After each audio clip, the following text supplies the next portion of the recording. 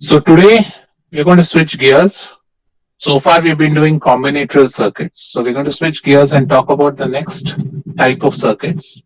And this is actually the fun part of DD. There's a lot of very cool things you can do once you know how to design sequential circuits. So let me try and motivate you to think about it and figure out what all stuff we can do with it. Okay. So let's recall. When I did in my first class, I spoke about two kinds of circuits, a combinatorial circuit and a sequential circuit. So anybody want to recall from the first lecture what is the difference or what do these words mean to you in terms of digital circuit design? In combinational, the previous calculations in circuit don't affect the consequent functionality of it. Correct.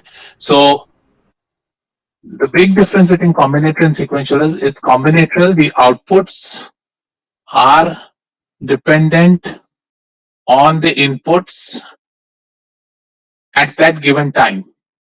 Give and take a propagation delay, right? So remember that every digital circuit will have a certain propagation delay associated with it, right? Which is, so for example, if I think about an AND gate, I will say NAND gate has a 20-second propagation delay. So what that means is that whenever Y has to change, depending on when the input changes, there will be roughly 20-second nanosecond delay between the time the input changes to the time Y changes, right? So, and these numbers are usually much less than the clock frequencies. And so generally what we say is for combinatorial circuits, the output is dependent purely only at the input at that point of time. Whereas in sequential, right, as some of you have said, the output depends on the inputs, but not only on the inputs at a given time, but also on the history of the system, right? So we're introducing the concept of history, right? That is, we're saying that a system can be, or history, or in DD terms, it would be memory, right? So again, we're introducing the concept of time now in digital circuits. So we're introducing of what is known as a clock when we do design. That is that we have this discretization, if you will, or we have a time, a heartbeat of the circuit, which is going to keep time. And we're going to now talk about design as a function of time also, right? So in addition to inputs, we will talk about the time. And we are going to talk about the system not only depends on, so for example, if you have a certain input, then you get a certain output, right? But here in sequential circuit, it also depends on how you got to this input, right? So we will say that the output of the system not only depends on the inputs, but where you are currently. So the next output of the system depends on the current system variables and the inputs that are coming in, right? So what you see is that there is a concept of a time lag or a history being built in, right? So you're now going to start thinking in terms of, okay, at this time, at the first clock pulse, my system is here. At my second clock pulse, how do I design the system so I know where exactly it needs to go? So sequential power circuits become very powerful when you have to deal with multiplexing. For example, you have to deal with a lot of different functions that need to happen. If you pick a simple C program you would have written, right, to add two numbers using pointers, right? So you would first declare pointers, then you will bring those data, and then you'll use the add function, and then you will implement this as an add a comma b, right? And so actually what happens in hardware is that there is a sequence. You first, so suppose I want to implement something like this. Okay. First thing I need to do is, once you type something like this in the microprocessor or the microcontroller, what needs to happen is first you need to decode what does the term add mean, right? So that will tell you what is the function I need to implement. Then I need to go fetch A. So first I'll decode what add means, then I'll go and fetch A, then I'll go and fetch B, and then I'll perform the computation. So you see that there is a sequence to the events that need to happen, right? So generally, and that's why sequential circuits. So we deal with sequential circuits whenever we're dealing with a sequence that needs to happen for you to get to a certain output or to get to a certain system functionality. Okay? So remember that. We'll do some examples in the class shortly as to how to classify circuits. So how do you think about a sequential circuit, right? So normally if you want to draw the block diagram of sequential circuit, it looks something like this. Very generically, it has some combinatorial circuit because you want, so this is how your previous combinatorial circuit looked like, right? You had some inputs, you had some outputs. Right, so this was how a combinatorial circuit looked like. At any point of time, I change the input, my outputs will change if the logic allows it to. Now, in a sequential circuit, what you do is I take some of the outputs and I will use a memory and feed them back as the input. So I'm introducing two new concepts here, a memory and a feedback. So what you're seeing is that there is a time delay involved. Like for example, now depending, so in the most generic case, my memory can be a single bit memory, can be a 2-bit memory, can be any number of memories. So in the most generic case, I can say that my system output needs to depend not only on what had happened last second, but maybe last 5 minutes, right?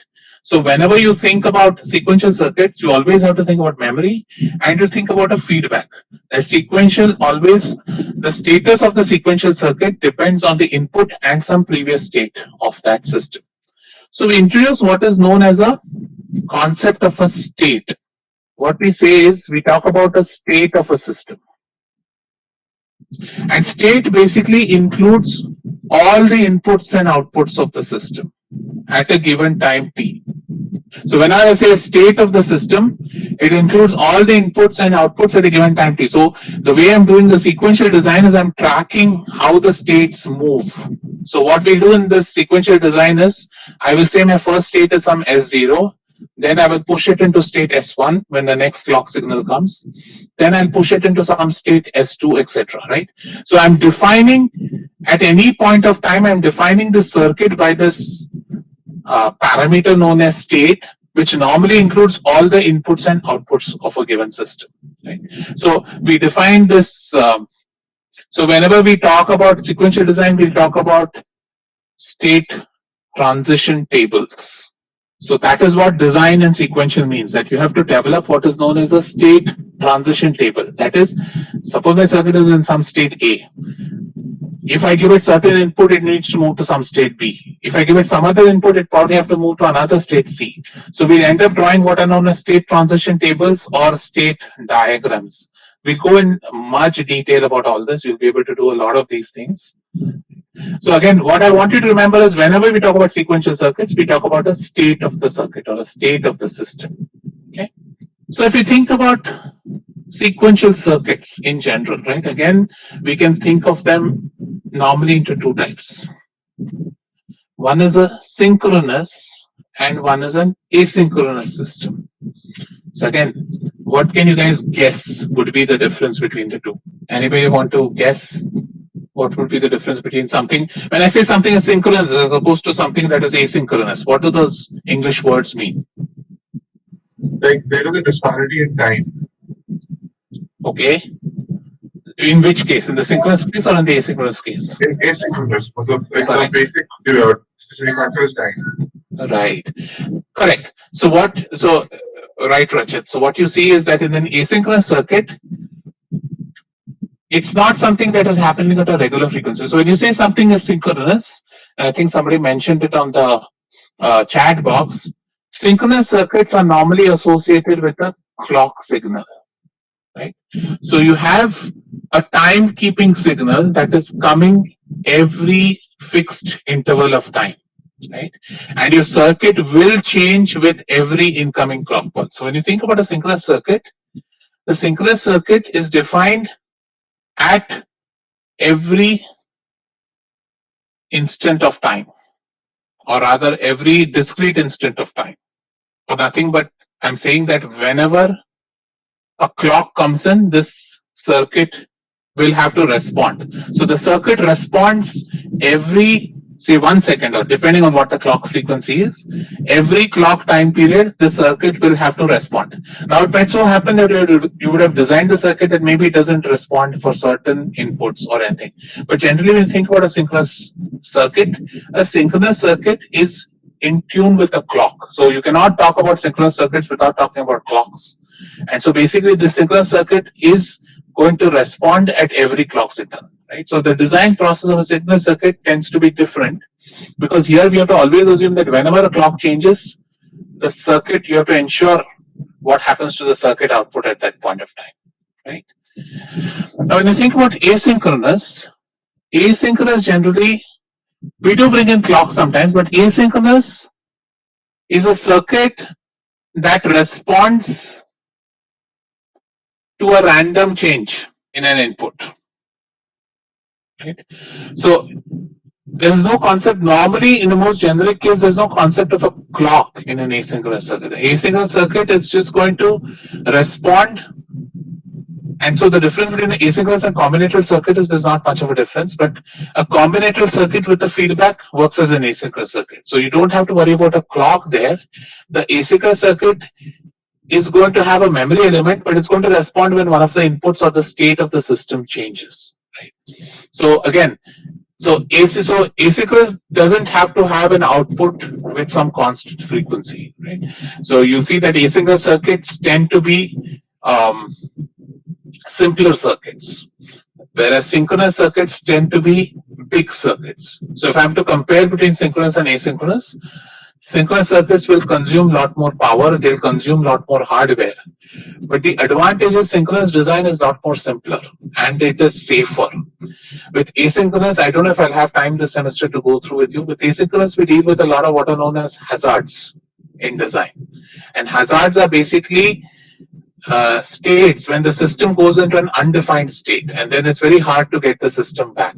So asynchronous design is more complicated than synchronous design. So synchronous design follows a standard algorithm, and once you know the algorithm, you at least know one implementation of the circuit. As always in DD, that implementation may not be the most optimal, and that's why you guys are learning this course. But generally, synchronous tends to follow a certain algorithm. You follow the algorithm, you get the solution. Whereas with asynchronous, there's a lot more of design tricks you can play with, and you can trade off one for the other. So asynchronous design tends to be more complicated, but asynchronous also tends to have less power, tends to use less hardware. But the risk in asynchronous tends to be more. So that's the trade-off you normally have to play when you have to choose between something which is synchronous and asynchronous. So Nishant asks, is a sensor an asynchronous circuit? Yes, a sensor will be an asynchronous circuit. Rather, I wouldn't say sensor is an asynchronous circuit. Normally, an asynchronous circuit will be the first circuit that will interface with the sensor, right? Because you want the system to respond to some stimulus, right? And your sensor is basically converting a stimulus to an electrical signal. So generally, the first circuit you'll connect after the sensor, if you're doing a digital domain design, will be an asynchronous circuit. Any questions here? So we're just doing very simple things. I'm just trying to get you guys to think about different kinds. Correct, Apin. So there will be different designs. We'll do a lot of examples. I will give you, you will design a touchpad, for example, and then you'll see a touchpad is basically, some of it is synchronous, some of it is asynchronous. So in one of your design assignments, we'll probably look at that. Okay. So let's do a quick fun exercise. I'm going to give you a circuit and you need to tell me whether it is sequential or it's combinatorial, right? Rather, if I were to present this problem to you, would you use sequential circuit to implement this, or would you use a combinatorial circuit to implement? A washing machine that sequences through soak, wash and spin cycle for preset periods of time. It's not present, it's preset periods of time. What kind of a circuit will this be? Would it be a sequential or would it be a combinatorial? Can one of you unmute and tell me why it is sequential? Sequential is right. So one of you unmute and tell me why it's sequential. So it has One of you. Nishant is smart. I've written sequences through, so which means that it's sequential. Right. So anybody want to justify your answer? So the output over here is again given as the input. For example, once we soak, we use that output to wash and then that output to spin. Correct. So there's a given way the system has to move. So it has to always start with the soak, and after the soak, you have to follow it with a wash. So it can't go to spin directly, right? You have to go from soak to wash and wash to spin. So there is a specific direction in which the system has to move, and so it's a sequential design. Okay. Rachit asks, can we convert an asynchronous circuit to synchronous circuit and vice versa? Yes, you can, but there is a specific reason why you'd use one over the other. So for a generic application, without knowing the application, I'll say yes, you can convert each to either. You can convert one to the other. But normally you're limited by either something else, say the power, say the number of gates, something like that. So the reason you pick one over the other is because of a certain reason. Given in a generic sense, I will say definitely that you can use either. Rutika, okay, like a ripple adder. So Ritika asks, but since it is preset, can it also not be combinatorial? Right. So the question, Ritika, with combinatorial is it's not combinatorial because the system needs to know whether it's in the soak cycle. Let's look at a very random thing that suppose there's a power shortage, right? You guys have seen in your washing machines at home. Suppose there's a power cut between the soak and wash cycle. When the power comes up, a lot of smart systems will start at the wash cycle, right, rather than at the soak cycle. So system needs to know at what state it is in, and then what the following state is, right? So that tends to be a sequential design. So preset doesn't mean anything. It just means that you have a. So I could have also changed this question that instead of preset, it's a user-defined input for time. Would it change your answer? Suppose I said instead of preset period of time, it's a user-defined period of time. Would it change your answer? Anybody? Would it still be sequential or would it be combinatorial? No, it won't. Correct. Okay. So let's do the next one. Combinatorial or sequential? This would be combinatorial. Can I implement this as a sequential circuit?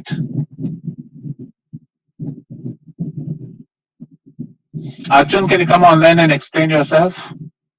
Those who said that you can implement this as a sequential circuit, can one of you explain to the class why it is? So the quotient and the remainder, so that like when we get input as a quotient and then we can make it as another input to get the remainder in a sequential circuit. Correct. So what you see is that this is a good example. Right now, yes, we would say that the easiest way to implement this would be combinatorial. But suppose, tomorrow you want to reduce the hardware, right? Then you would say that, okay, I can do it one bit at a time, or I will do a sequential subtraction. So division, nothing but a sequential subtraction, right? I take the dividend and subtract the divisor from it. If the remaining, if the difference is greater than the dividend, then I'll add 1 to the quotient, do the same process again. So you can think of division as sequential subtraction, just like how you can think of multiplication as sequential addition. Right? So I can design this circuit as a sequential circuit. So what would be the trade-off? So which one would you pick? How would you decide whether should I go for a combinational or should I go for a sequential? How would you pick that? Based on the hardware required. Hardware required is one thing. What else? Saksham said right, speed versus power, right? So think about it. If you're doing a sequential design, so with a combinatorial design, the minute I just given the two numbers, I will get the answer. Whereas with sequential, I have to go through 4 clock cycles or 5 clock cycles, depending on what the dividend in the divisor is, right? So what you end up seeing is that a sequential circuit will be longer because generally digital components tend to be faster than what the clock normally runs at. So a combinatorial circuit will definitely be fast, but it will require a big circuit, right? Because you have to do everything in a combinatorial fashion. So that means it will have a lot more gates. So the power consumed will be high. So you'll see that a combinatorial circuit will have less speed, it will have more speed, but it will also have higher power. Whereas a sequential circuit will take less hardware because you're reusing the hardware, right? And so, for example, let me ask you another related question. So we did the ripple adder, right? We did the 4-bit ripple adder. now that you know sequential, you can implement a 4-bit triple adder using a sequential circuit. 2, right? Instead of using 4 full adders, I'll use 1 full adder, which I'll use every time to add 1 bit at a time, right? And so what you see there is basically I can do the entire circuit with 1 full adder and some additional memory elements. So the hardware required for this will be less than designing a full 4-bit adder, right? But the advantage of the 4-bit adder would be that I would get the answer much earlier than the sequential circuit. So Hariharan, can you design a carry lookup generator to be designed as sequential? So you tell me, would you do it? So what is the advantage a carry lookup gives you over a standard 4-bit adder? Generally, Hariharan, I would say no, because a carry lookup already is using the fact that all the numbers are ready at time equal to 0 to give you a faster addition. So I would not implement carry look ahead as a sequential adder. So Neil asks, won't the memory elements consume power? Yes, they will consume power. So the question is, 1 full adder plus memory, does it consume more power than 4 full adders? And that's something once you do the design, you'll understand which one will consume. Or otherwise, you have to go and look up the data sheet. You guys now know how to read data sheets, right? So you can go up, look at the data sheet and figure out which is the design which will take more power. Exactly, Nishant. Reusability of hardware is a very important advantage. And therefore, you see most of our microprocessors, most of our computers use sequential design. So almost all applications you can think of in a computer will be sequential. Okay, let's do. So this can be implemented using a combinational circuit. Now suppose instead of, so this is because I said that it takes only 1000 nodes at a time. Suppose I said that it can take any number of 1000 nodes at a time. Would that be sequential or combinatorial? Sequential, right? So generally when you implement something like this, so any of your change machines that are you'll see anywhere in the markets or in the bank are all sequential circuits. They're implemented as a sequential circuit. How about the next one? A digital alarm clock that generates an alarm when a preset time has been reached. Again, sequential, right? Because you have the concept of time coming in, which means that you have, so this is what we'll discuss what are known as counters in the next chapter. So this can be very quickly implemented with a counter. Shika, you're right. You can also think about it as suppose you have to just take 1000 rupee notes and you need 500 and 100.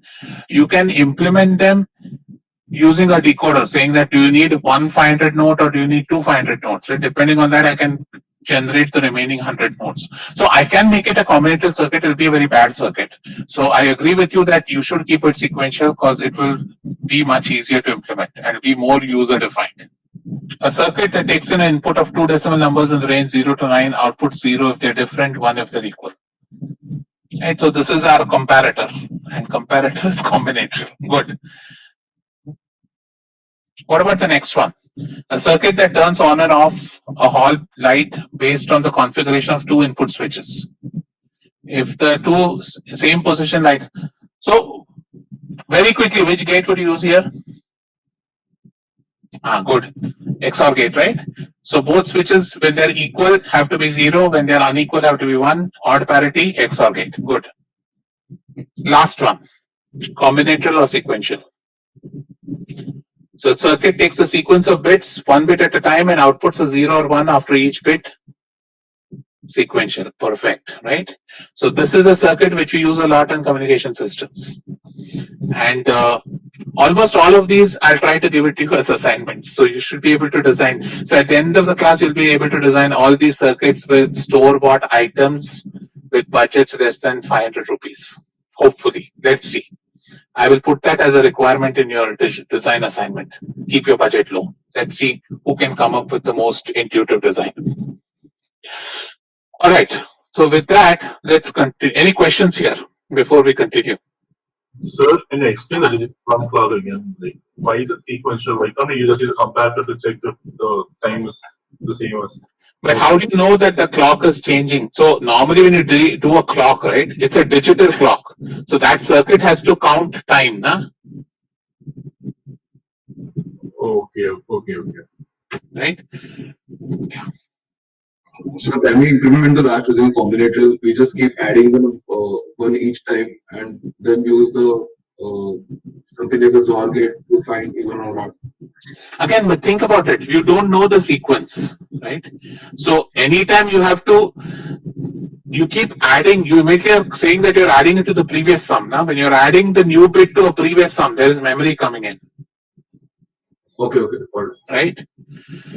Nishant, how do we implement a clock? So, on the board, if we look at the board, you normally have what are known as crystal oscillators, right? So crystal oscillators are oscillators which give out a voltage pulse which has a constant frequency. The other way to do it, we have what are known as oscillator circuits. An oscillator circuit takes in a DC value and gives out an oscillating voltage. So you can implement clocks in either fashion. Either you implement it using a crystal, or you can use it an oscillator circuit to actually design a clock signal. Okay. So a famous clock output is the 555. So there's a very common chip available. You learn it in analog electronics, at least the EEE instrument EC guys. It's called a 555 timer. It's normally available on Amazon. You can use that to very quickly implement clock signals. Asta, that's a question which we will talk about later. For now, let's not get into that confusion. Because again, as I said, you can normally implement a lot of generic questions in either synchronous or asynchronous fashion. So which one is better, we'll talk about it later. We need to learn a little bit more about asynchronous before I help you make that decision. Okay. Okay, let's continue. So when you talk about these storage elements, let's talk about the most simple storage element. Now you guys tell me if this works or not. So I give you a circuit like this. What can you say about the value at A and B? So what you see is A and B are complement of each other, but the other important thing is that this circuit is stable in the sense that if I leave the circuit with nothing else connected to it, if I had initially set this one A equal to 1, then B is going to be 0, and this circuit is going to maintain the state no matter what. Right? So no matter what you do to the circuit, as long as I ensure that A is 1, B will be 0, and this circuit will continue to maintain that state till you come in and change A again. Right? So this is the basic memory cell. So those of you who are going to ADBD, we'll talk about what is known as SRAM, or static memory, static random access memory. The basis of the static random access memory is this circuit, which is a back-to-back connected inverter. Okay. So this is how most of your SRAM memory is designed. Power supply always has to be there, Gaurav. There's no point talking about circuits if there's no power supply. And that power supply is coming through the inverters. What about this circuit? So instead of having two inverters, suppose I connect 3 inverters. What can you say about A, B, and C? A equal to C equal to B complement. No, but if I ask you, okay, plot A as a function of time, what will happen? Correct? So some of you got this, right? What's happening in the circuit? When A is 1, for example, B goes to 0, C goes to 1, C goes to 1 forces A to go to 0, 1, 0. So what you see is this is an oscillating circuit. Right? So if I plot A, voltage at A is a function of time, right? I'm going to get this. When A is 1, it's going to be high signal. So what I've created here is an oscillator. So this specifically is called as a ring oscillator. So I can connect an odd number of inverters together, right? And that circuit is going to oscillate. If I give the feedback back to the input, this circuit is going to oscillate, right? So if I tell you that the inverter has a delay of tau, what can you tell about the time period of A? 3 tau, right? So the number of inverters will give you 3 tau. So this is, normally we use these kind of circuits to measure the speed of inverters or measure the speed of NAND gates. I can do the same thing with the NAND gate, right? If I want to implement an inverter using a NAND gate, what should I do to one of the inputs? So let me repeat my question. If I want to implement an inverter using a NAND gate, what should I connect to one of the inputs of the NAND gate? Or the one, right? And so why did some of you say short?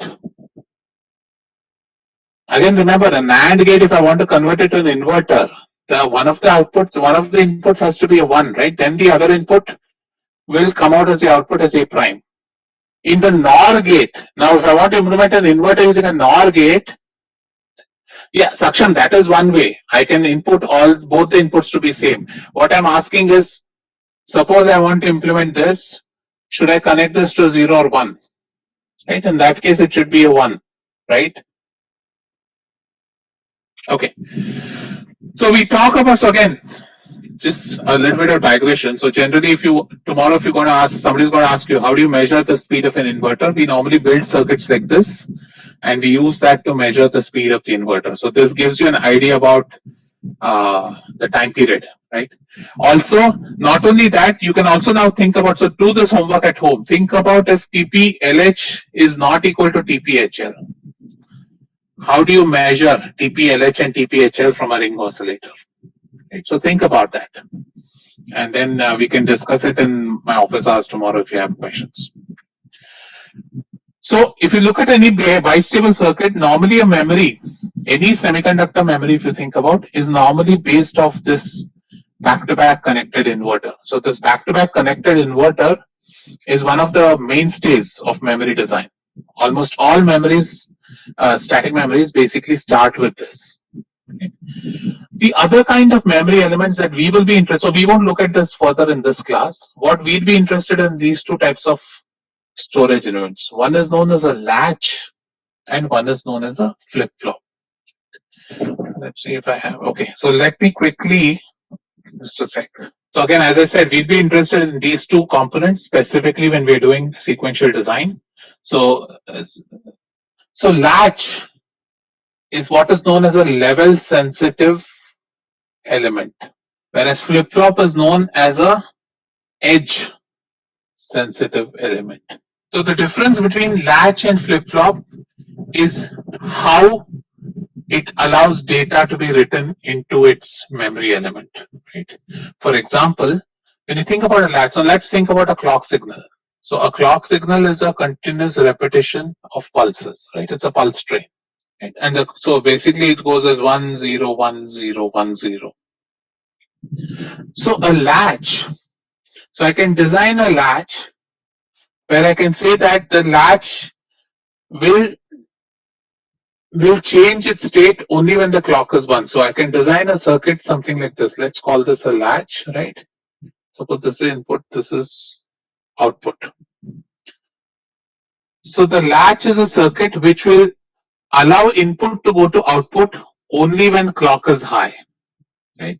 Which means that output will not change if the clock is low, right? So output does not change when clock is low, right?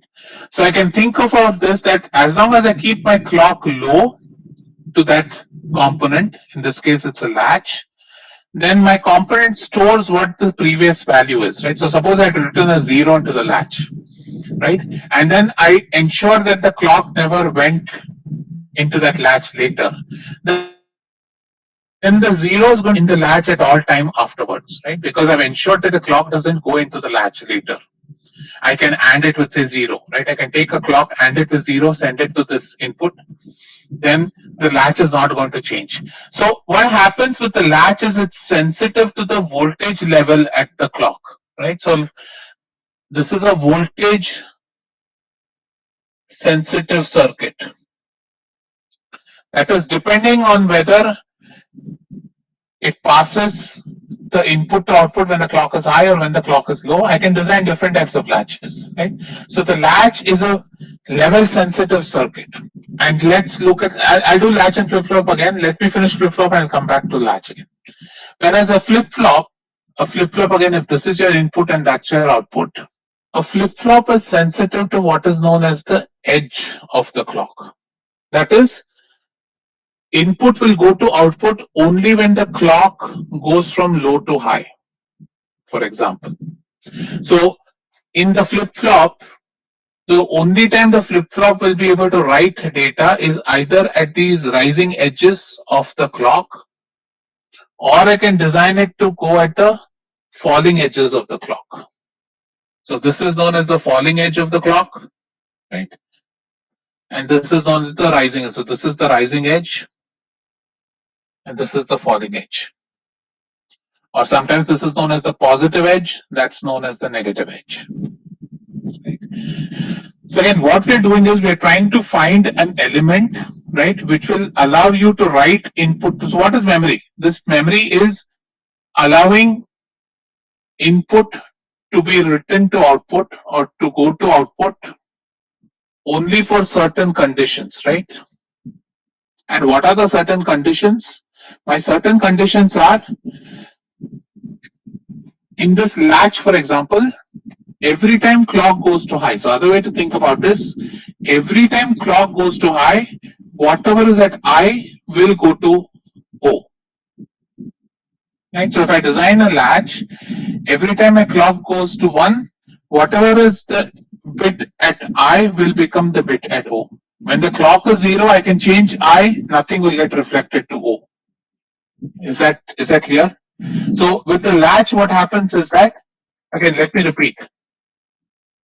The latch is sensitive to the voltage or the digital value of the clock signal, right?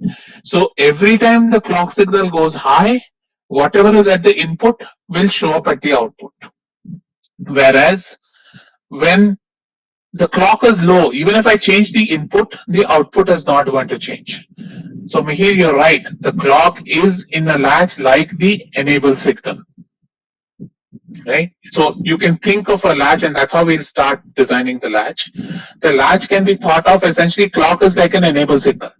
So the clock is, only when the clock is high will this input become into the output. Otherwise, the output will stay independent of the input.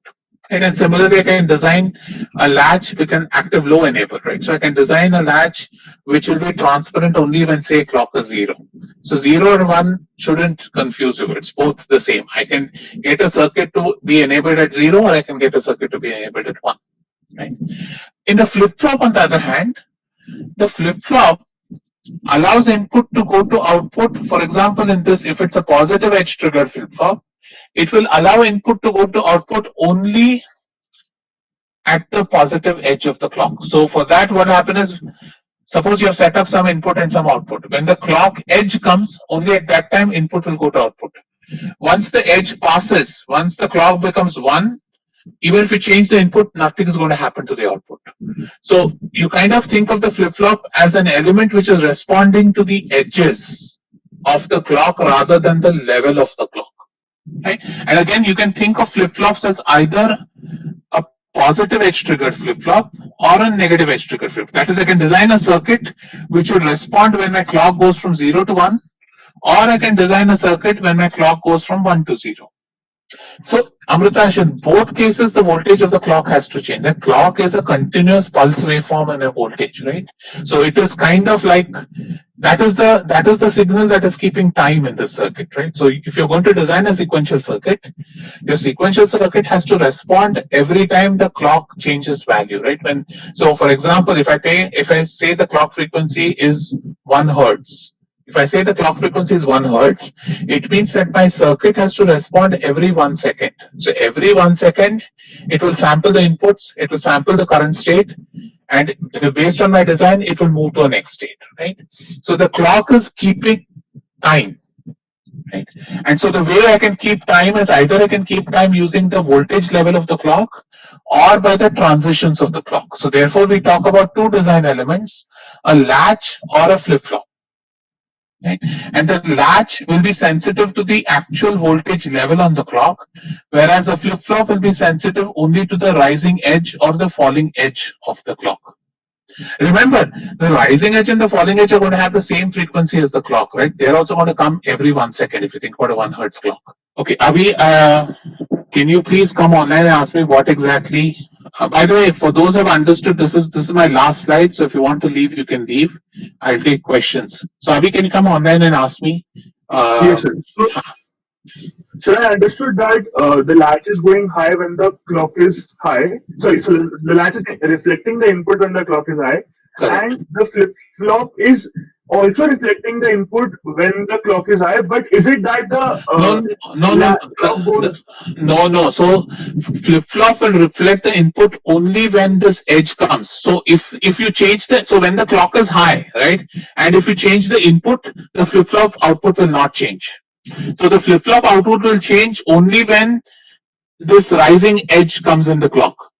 So you have to ensure. So suppose you want to write. Suppose you want this output to change. You want to ensure that the input is set right, and then the clock comes in. So once the clock edge is passed, if you still change the input, that is not going to change the output, right? So this, you can think of this as getting transparent only during this transition from 0 to 1. Okay, Ritik asks, sir, will flip-flop respond when the voltage goes from already high value to even high value?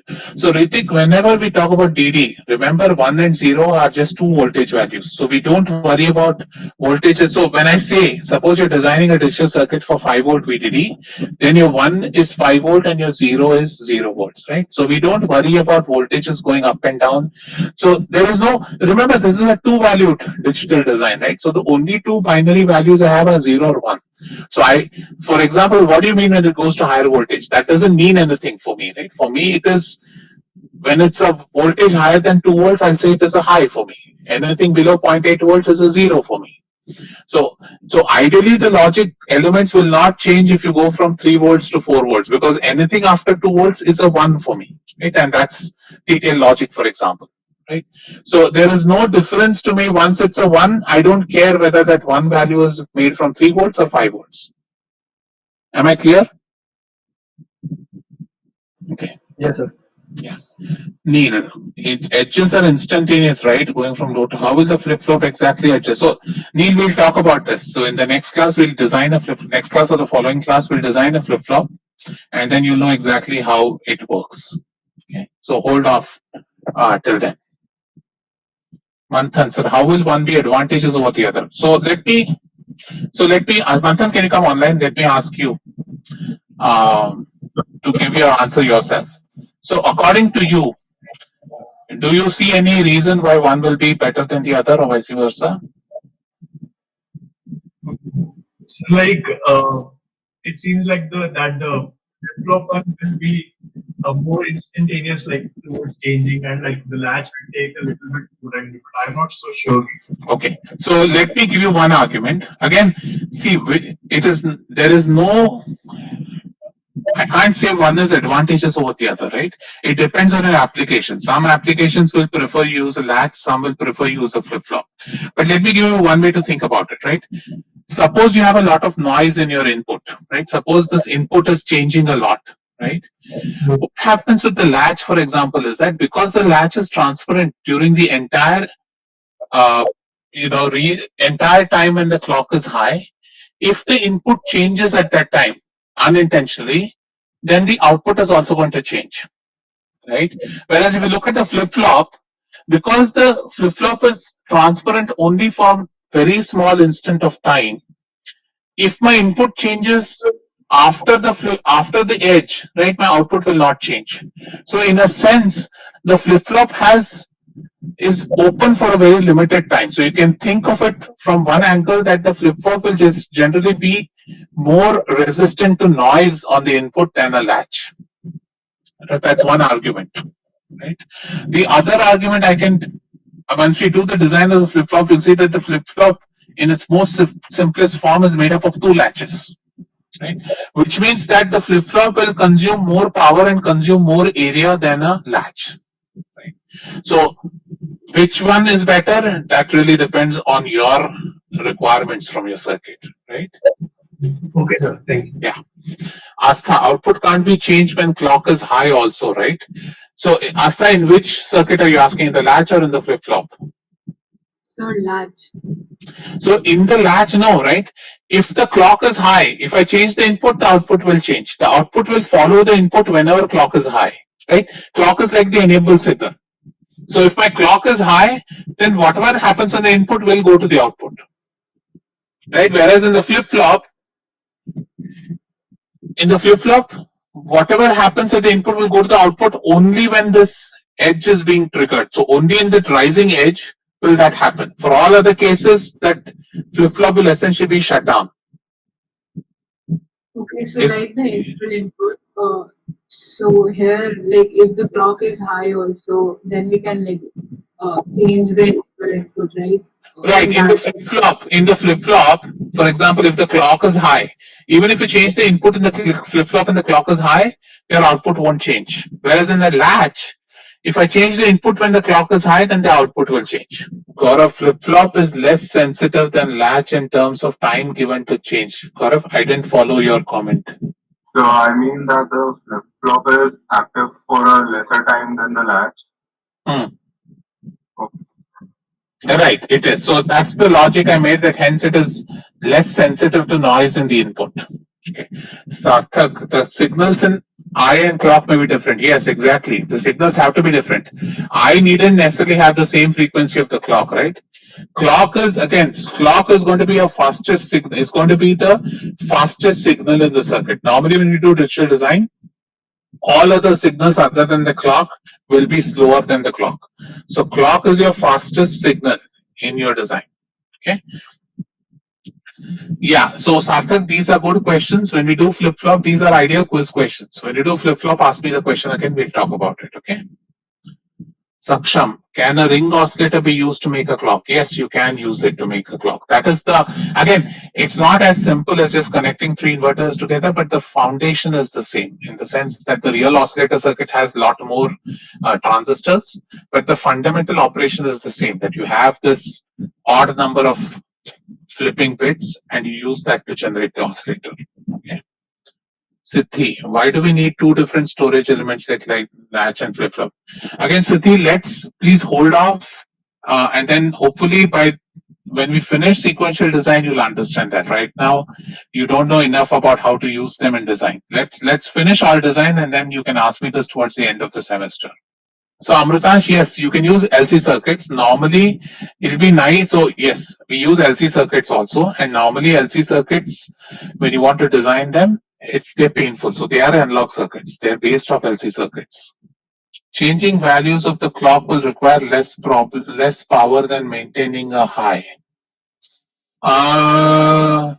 Changing clock will require more power. When you change signals, they actually consume more power in CMOS.